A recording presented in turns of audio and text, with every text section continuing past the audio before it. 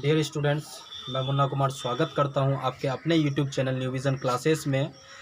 तो आज हम लोगों ने बहुपद, जिसको हम लोगों ने पॉलिनॉमियल्स भी बोलते हैं इंग्लिश में, ये स्टार्ट करेंगे। तो students, without getting late we will start बहुपद पॉलिनॉमियल्स जिसको बोलते हैं ना। तो चलिए हम लोग बहुपद के बारे में कुछ जानते हैं। बहुपद होता क्या चीज़ है। ऐसे हम लोग तो बहु का मतलब बहुत होता है और पद का मतलब पद, बहुत सारे पद जिसमें आते हैं उसको बहुपद कहते हैं। ये हम लोग बोलचाल की भाषा में इस्तेमाल करते हैं, ठीक है। अगर कोई भी व्यक्ति, कोई भी पर्सन आपको अगर रास्ता चलते हुए कहीं पूछता है तो आप बोल सकते हैं उनको कि एक से ज़्यादा पद को हम लोग क्या बोलते हैं, बहुपद बोलते हैं। लेकिन आपको एग्ज़ाम में ये काम नहीं देगा। ये आपको बोलचाल की भाषा के लिए ठीक है, ये एग्ज़ाम में आपको काम नहीं देगा। एग्ज़ाम के लिए कुछ अलग कंडीशन होती है जो आपको जानना बेहद ज़रूरी है, जो आज मैं आपको इस वीडियो में बताऊँगा, ठीक है। तो चलिए स्टार्ट करते हैं। चलिए बहुपद मैंने यहाँ पर लिखा एक से ज़्यादा पद। अभी मैंने कहा कि एक से ज़्यादा पद आप तो ऐसे बोलचाल की भाषा में इस्तेमाल करते हैं। बहु मतलब बहुत होता है और पद का मतलब पद, मतलब जिसमें बहुत सारे पद होते हैं उसको हम लोग क्या बोलते हैं, बहुपद बोलते हैं। अब पद बनता कैसे है, तो चर और अचर को मिला करके पद बनता है, ठीक है। तो बहुपद होने के लिए स्टूडेंट्स यहाँ पर दो चीज़ की ज़रूरत पड़ती है हमें। जैसे कि अभी हमने बताया कि पद हम लोग चर और अचर को मिला करके एक पद बोलते हैं। तो बहुपद होने के लिए आपको यहाँ पर दो खास चीज़ों की आवश्यकता पड़ती है। वो दो खास चीज़ क्या है, तो एक होती है चर और दूसरी होती है अचर। आइए चर और अचर को हम लोग समझते क्या होती है। यहाँ पर लिखा गया चर और दूसरी तरफ लिखा गया अचर। ये बहुपद होने के लिए ये दो चीज़ विशेष है ना, बहुत ज़रूरत होती है इसकी। तो चर हम लोग उसको बोलेंगे जो हम लोग अल्फ़ाबेट्स जो यूज करते हैं, जितने भी अल्फ़ाबेट्स का हम लोग इस्तेमाल करते हैं, जैसे X Y Z A B C D K L M N, जो भी आप अल्फ़ाबेट में इस्तेमाल करते हो स्टूडेंट्स, उन सभी को हम लोग क्या बोलते हैं, चर बोलते हैं। उसी जगह अचर फिर हम लोग किसको बोलेंगे, तो अचर आप जो नंबर्स को इस्तेमाल करते हैं, जैसे कि यहाँ पर देखा जाए 1 2 3 4 5 6 7, जो भी नंबर्स का इस्तेमाल करते हैं, जो भी डिजिट, जो भी अंक का आप इस्तेमाल करते हो, उसको हम लोग अचर बोलते हैं, ठीक है। तो उम्मीद करता हूँ चर और अचर समझ में आया होगा। चर हम लोग जितने भी अल्फ़ाबेट्स होते हैं, जितने भी हम लोग अल्फ़ाबेट को लिखते हैं, A B C D E F G H Z तक लिखते हैं आप लोग, है ना, ये सब के सब को क्या कहलाएंगे, चर कहलाएंगे। और जितने भी नंबर आप लिखते हो उसको हम लोग क्या कहलाएंगे, अचर कहलाएंगे, ठीक है। तो चर और अचर समझ में आया होगा। चर और अचर का बहुत बड़ा रोल है बहुपद में, इसीलिए आपको ये समझना जरूरी था। चर हम लोग किसको बोलेंगे, अचर किसको बोलेंगे, ठीक है। चलिए अब थोड़ा सा समझते हैं हम लोग। चर और अचर के बाद थोड़ा सा हम लोग को आवश्यकता पड़ती है बीजीय व्यंजक की। बहुपद होने के लिए बीजीय व्यंजक की बहुत बड़ी रोल है ना, बहुत बड़ी भूमिका है, इसको भी समझना जरूरी है। तो चलिए समझते हैं बहुपद बीजीय व्यंजक किसको कहेंगे। बीजीय व्यंजक देखिए यहाँ पर लिखा गया है बीजीय व्यंजक। बीजीय व्यंजक हम लोग किसको कहेंगे, तो कुछ निश्चित चर अभी मैंने बताया कि जितने भी नंबर अल्फ़ाबेट्स होते हैं, जितने भी अल्फ़ाबेट्स होते हैं उन सबको हम लोग क्या बोलते हैं, चर बोलते हैं। तथा अचर, अब अचर हम लोग किसको बोलेंगे, अभी बताया जितने भी नंबर्स होते हैं उन सबको हम लोग क्या बोलते हैं, अचर बोलते हैं। तो चर तथा अचर राशियों के योग, है ना। अच्छा, चर तथा अचर राशियों के योग का मतलब क्या होता है स्टूडेंट, थोड़ा सा समझिएगा। योग का मतलब होता है जोड़। किसी भी संख्या को आप जब जोड़ते हो तो उसका मतलब योग होता है, जिसका साइन क्या होता है, प्लस का साइन होता है, योग। उसके बाद फिर बताया जा रहा अंतर। अंतर का मतलब क्या होता है स्टूडेंट्स, अंतर का मतलब होता है घटा, जिसको हम लोग क्या बोलते हैं, माइनस बोलते हैं, जिसका साइन माइनस होता है। गुणन का मतलब क्या होता है स्टूडेंट्स, गुणन का मतलब होता है गुना, जिसको हम लोग मल्टीप्लाई भी बोलते हैं। भाग का अर्थ तो भाग ही होता है, जिसका साइन क्या होता है, चलिए भाग इत्यादि। क्या कहा कि कुछ निश्चित चर तथा अचर राशियों के योग, अंतर, गुणन तथा भाग इत्यादि के संयोग। संयोग का मतलब क्या होता है स्टूडेंट, सबको जब मिला करके बनाते, मतलब जोड़ भी होना चाहिए, घटा भी होना चाहिए, गुना भी होना चाहिए, भाग भी होना चाहिए, सबको मिला करके जब एक बनाते हैं, है ना, सबका समूह को हम लोग क्या बोलते हैं, बीजीय व्यंजक कहा जाता है। इसी के लिए कहा कि इन सभी के संयोग से बने पद को क्या कहा जाता है, बीजीय व्यंजक कहा जाता है। स्टूडेंट्स आई होप समझ में आया होगा।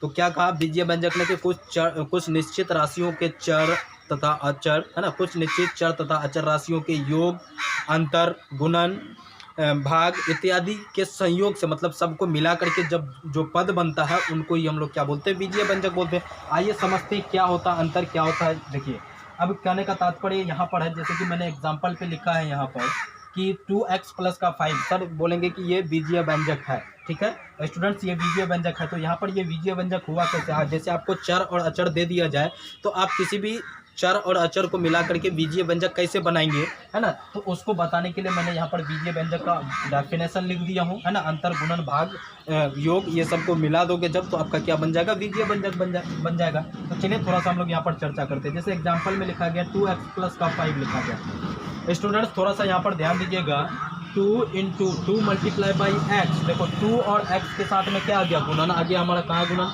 गुणन आ गया, 2 और x के साथ में गुणन आ गया, और इधर देखो तो जोड़ है ना, प्लस जिसको हम लोग बोलते हैं प्लस का 5।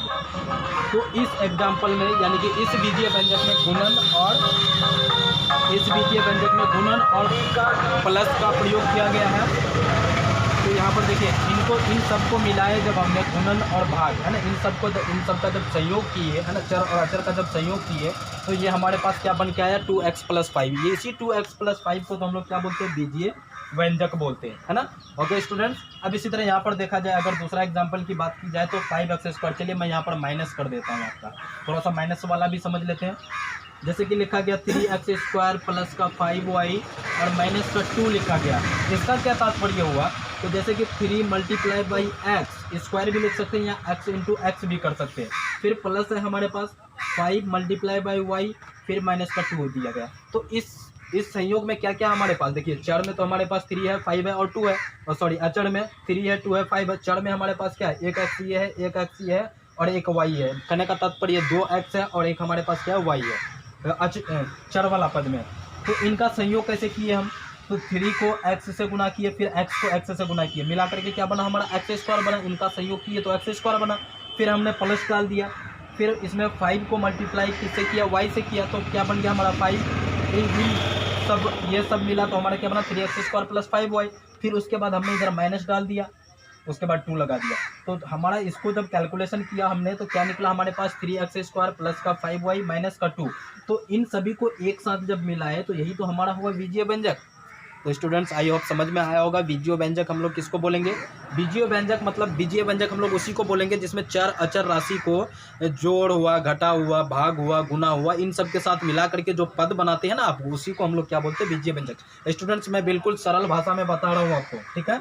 चलिए ये तो हम लोग बीजीय व्यंजक समझ लिए, लेकिन अब बीजीय व्यंजक के साथ साथ हम लोग थोड़ा सा बहुपद का रियल रूप जानते हैं। इससे पहले मैंने बताया ना कि एक से ज़्यादा पद को बोलते हैं, वो तो बोलचाल की भाषा में ठीक है, लेकिन अभी जो मैं बताने जा रहा हूँ इसको ध्यान से देखिएगा, ये आपके एग्जाम के लिए बहुत इंपॉर्टेंट है। चलिए कह रहा है कि बहुपद, देखिए यहाँ पर मैंने लिखा बहुपद। बहुपद किससे बोलेंगे, तो किसी बीजीय व्यंजक, जैसे अभी मैंने बताया बीजीय व्यंजक का बहुपद होने के लिए निम्न नियम है। यहाँ पर निम्न का मतलब होता है नीचे जो नियम लिखा गया, 3 नियम हमने यहाँ पर लिखा है।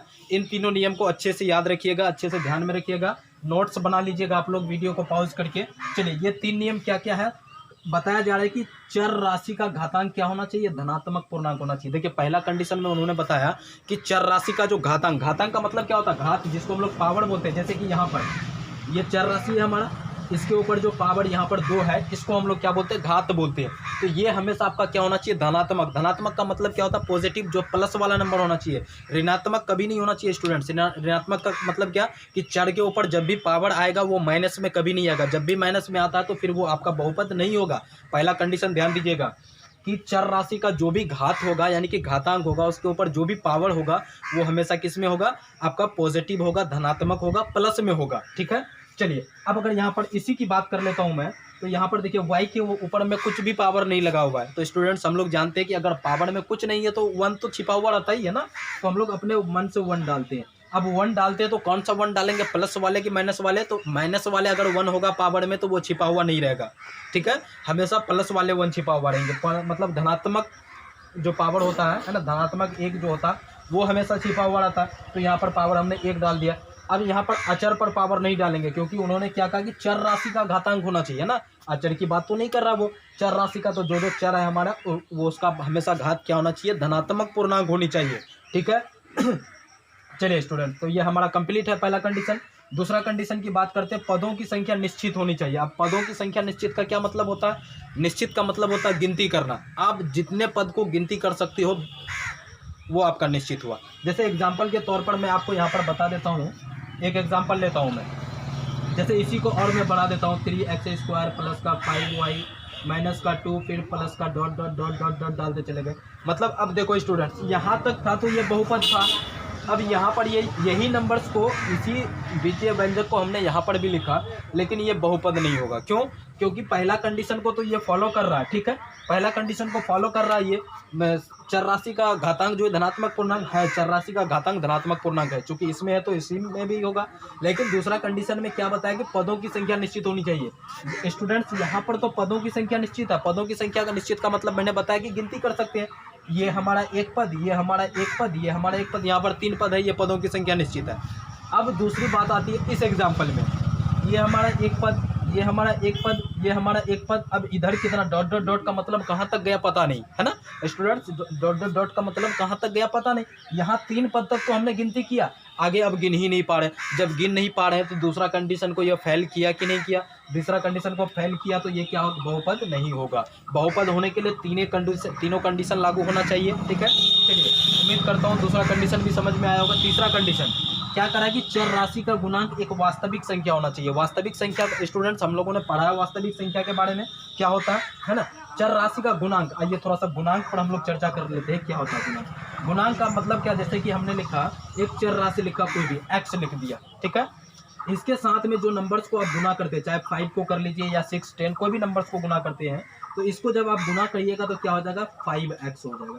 तो x के गुणांक में कौन है, 5 है, तो ये हमारा 5 क्या हो गया, इसका गुणांक हो गया। और कहा जा रहा है इसमें कि चर राशि का गुणांक, मतलब इसी के बारे में कर रहा है, चर राशि का गुणांक कौन है हमारा 5। तो ये 5 आपका क्या होना चाहिए, वास्तविक संख्या होनी चाहिए। क्या होना चाहिए स्टूडेंट्स, वास्तविक संख्या। अगर वास्तविक संख्या है तो बहुपद होगा, वास्तविक संख्या नहीं मतलब काल्पनिक संख्या अगर है तो फिर वो बहुपद नहीं होगा। वैसे हम लोग यहाँ पर काल्पनिक की चर्चा नहीं करेंगे, हम लोगों की ज़रूरत है वास्तविक संख्या, तो हम लोग वास्तविक संख्या पर की चर्चा करेंगे। अब वास्तविक संख्या क्या होती है ना, ये सारे हम लोगों ने पढ़ा रखा है, उसको जा करके देख लीजिए, आपको पता चलेगा वास्तविक संख्या किसको बोलेंगे। वैसे मैं आपकी जानकारी के लिए यहाँ पर थोड़ा सा बता देता हूँ कि यहाँ पर स्टैंडर्ड 1 से लेकर के स्टैंडर्ड 10 तक जितने भी नंबर्स पढ़ते हैं ना आप, वो सारे के सारे आपका वास्तविक है। काल्पनिक संख्या की यहाँ पर चर्चा ही नहीं होती है, काल्पनिक संख्या की चर्चा होती है 11-12 में जा करके। तो अभी हम लोग को 11-12 में नहीं जाना, अब जितने भी नंबर्स को पढ़ते हो यहाँ पर वो सारे के सारे वास्तविक संख्या। तो उम्मीद करता हूँ गाइस यहाँ पर आपको तीसरा कंडीशन भी समझ में आया होगा। चर राशि का गुणांक क्या होना चाहिए, एक वास्तविक संख्या होना चाहिए। जैसे कभी कभी आपको दे देगा क्या 5x², अब बोलेगा x² का गुणांक क्या होगा, तो x, स्टूडेंट्स थोड़ा सा ध्यान दीजिएगा, बोलेगा आपको क्वेश्चन में दे देगा, ऑब्जेक्टिव में पूछा जाता है अक्सर, क्लास 10th वाले बच्चे और 9th वाले बच्चों को अक्सर पूछा जाता है ये ऑब्जेक्टिव में कि निम्नलिखित में x² का गुणांक कौन है। तो आपको क्या लगता है यहाँ पर x² का गुणांक कौन होगा, x के साथ गुना कौन होगा, 5 हुआ है ना, तो x² का गुणांक 5 होगा यहाँ पर, ठीक है। ओके स्टूडेंट्स, आई होप ये तीनों कंडीशन समझ में आया होगा। स्टूडेंट्स इसको जो है आप अपने अच्छे नोट्स बना लीजिएगा अच्छे से, और आप इसको माइंड में रखिएगा ताकि आपको एक्सरसाइज करने में दिक्कत ना हो।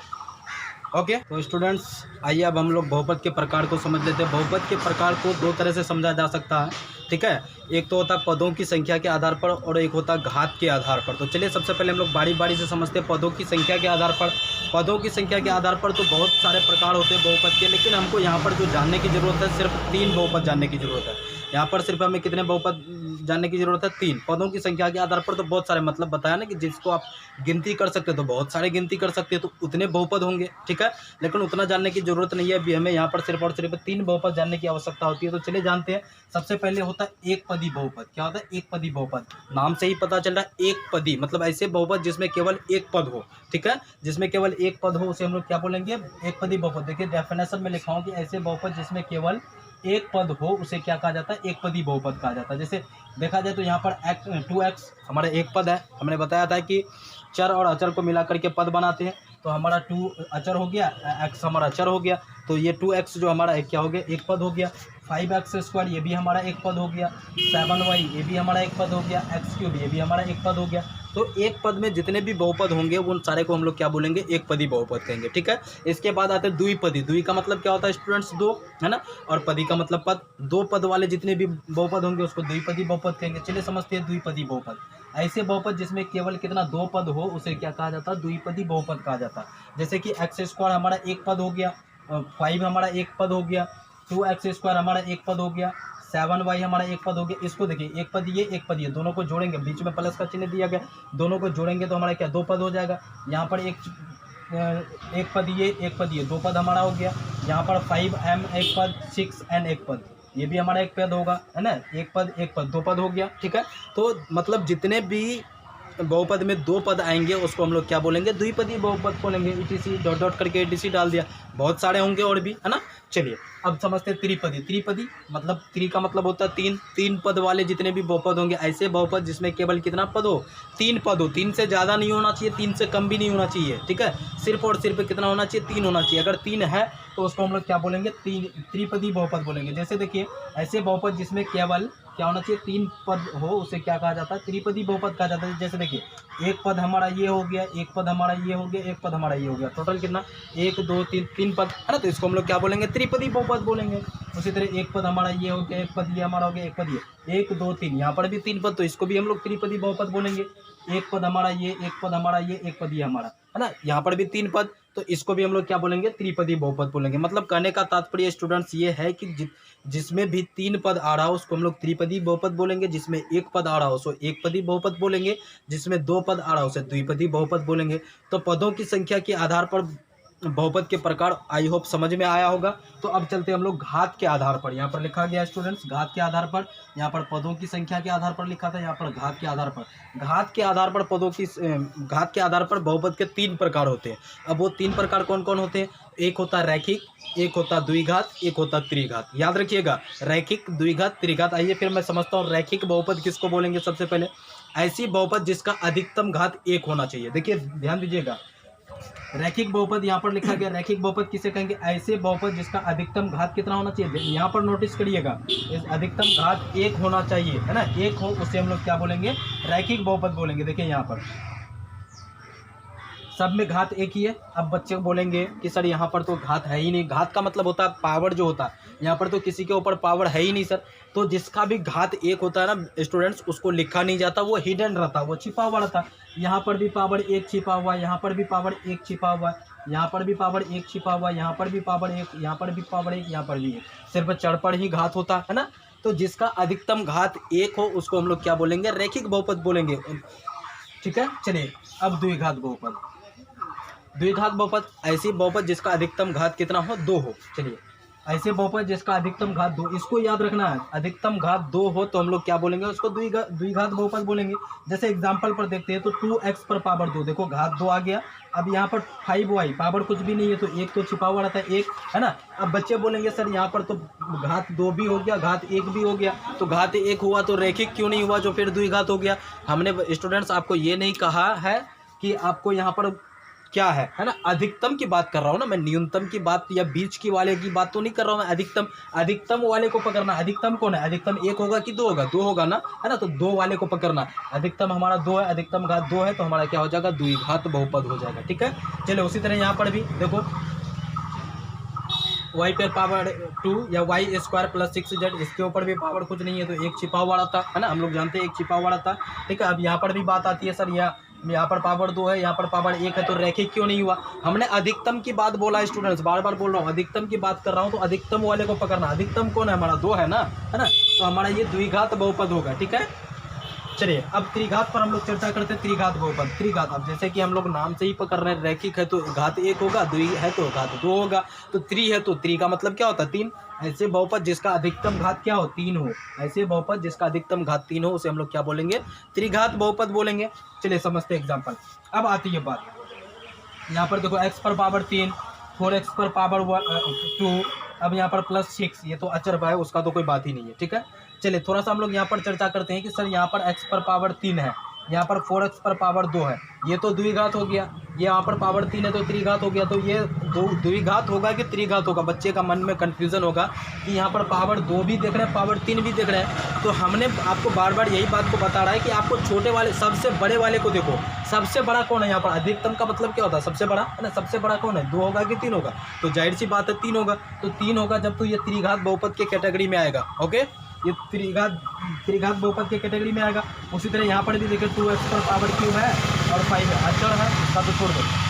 पावर 3 है, अधिकतम घात कितनी हुई, 3, तो त्रिघात बहुपद। यहाँ पर भी देख लो y क्यूब है प्लस 2x स्क्वायर है प्लस का 7z है, 7z के ऊपर पावर कुछ नहीं है तो 1 है ना, प्लस का आया। अब यहाँ पर बोलेंगे सर यहाँ पर पावर 1 भी आ गया, पावर 2 भी आ गया, पावर 3 भी आ गया, मतलब रैखिक वाला भी आ गया, द्विघात वाला भी आ गया और त्रिघात वाला भी आ गया। तो सही आंसर, इसका एप्रोप्रिएट आंसर होगा क्या, रैखिक होगा कि द्विघात होगा कि त्रिघात होगा। तो हमने बताया ना आपको कि आपको सबसे बड़े वाले पावर को देखना। सबसे बड़ा पावर हमारे पास क्या है, 3 है ना, 3 है तो ये त्रिघात बहुपद हो जाएगा। ओके स्टूडेंट्स, आई होप समझ में आया होगा। तो स्टूडेंट्स, इस चैनल पर न्यू विज़न क्लासेस जो है, यहाँ पर इस चैनल पर आप जो भी नए बच्चे हैं इस चैनल को सब्सक्राइब कर लीजिए, शेयर अपने दोस्तों के बीच शेयर कर लीजिए, ताकि आपको जो भी हम नए वीडियो अपलोड करेंगे आपके पास तुरंत पहुँच जाए। और यहाँ पर यह एक प्लेटफॉर्म है, ठीक है। यहाँ पर क्लास 9, 10, 12th वाले बच्चों के लिए स्पेशल तैयारी कराई जाती है। इतना समझ लीजिए कि 5 से लेकर के 10th तक, 12th तक के बच्चों के फुल कंसेप्ट के साथ सभी विषय की तैयारी कराई